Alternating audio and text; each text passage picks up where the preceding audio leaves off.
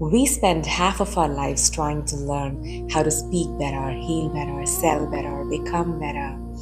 But the soul doesn't operate through effort, it remembers through surrender. When you stop chasing the next lesson, you begin hearing the one already written in your bones.